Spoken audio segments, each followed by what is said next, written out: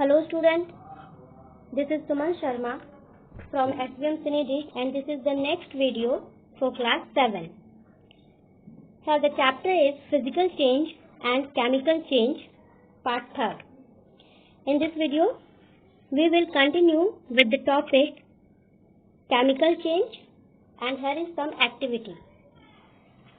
For this activity, the step 1 is we have to dissolve a teaspoonful of copper sulfate of blue color in about half a cup of water or a glass tumbler or beaker as you can see in the image. This is the first step, that we have to dissolve the copper sulfate in a half cup of water or a beaker.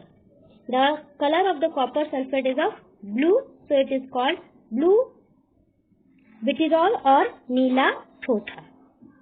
This is the first step. Now, in the next slide, the second step is that we have to add a few drops of dilute sulfuric acid to the solution of copper sulfate. This is the second step.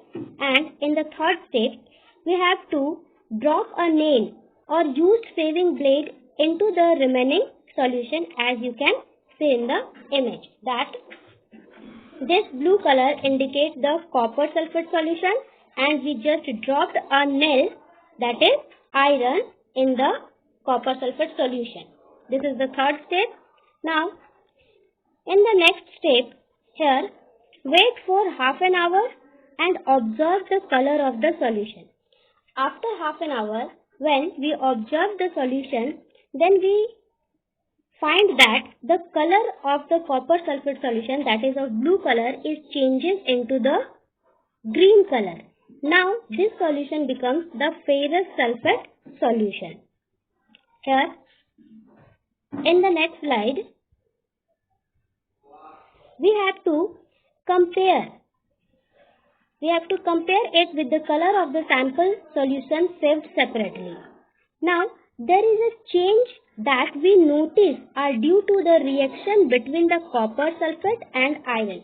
Students, you have to pay your attention that when we drop a nail in the copper sulfate solution, which is of blue color, then there is a reaction between the nail and the copper sulfate solution, and due to that reaction the color of the solution change and it becomes green color, and there is a brown deposit on the iron nail also appear as you can see in the image. There is a brown layer on the nail, that is called the brown copper deposit on the nail, and this is actually copper.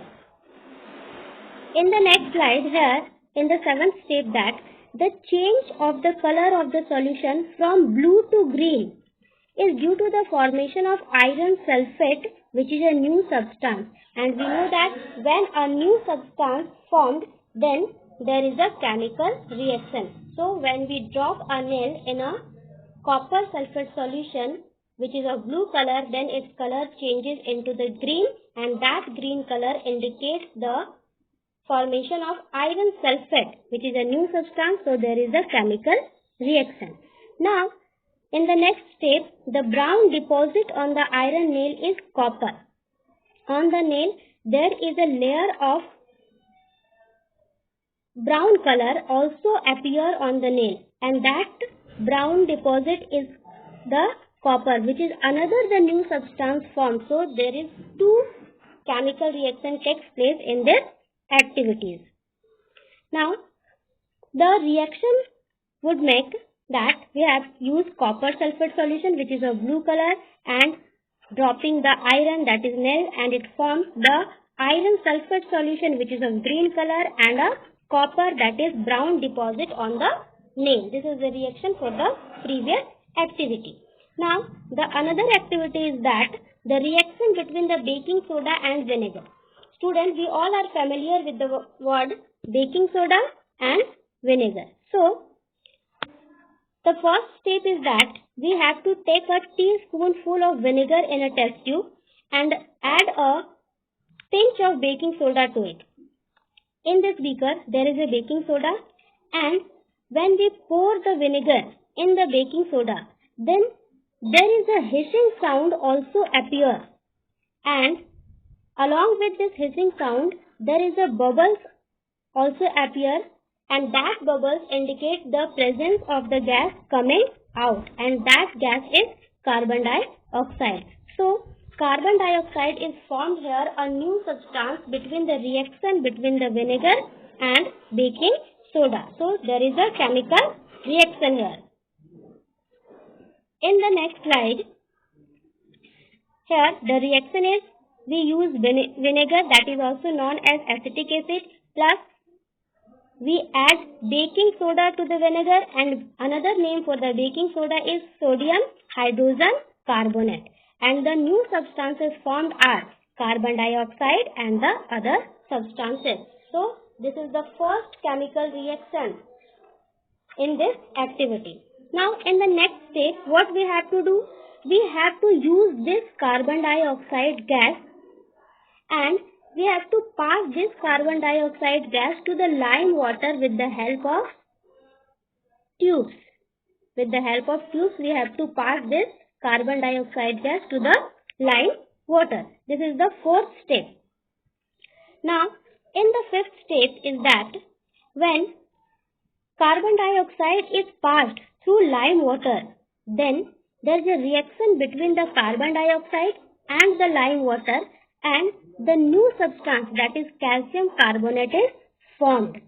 So another new substance is formed, so there is another chemical reaction. Here is the equation that we use carbon dioxide gas, and the carbon dioxide gas is passed through the lime water, and the formula for the lime water is CaOH whole twice, and it forms the calcium carbonate, which forms the new substance calcium carbonate, that is CaCO3 plus water.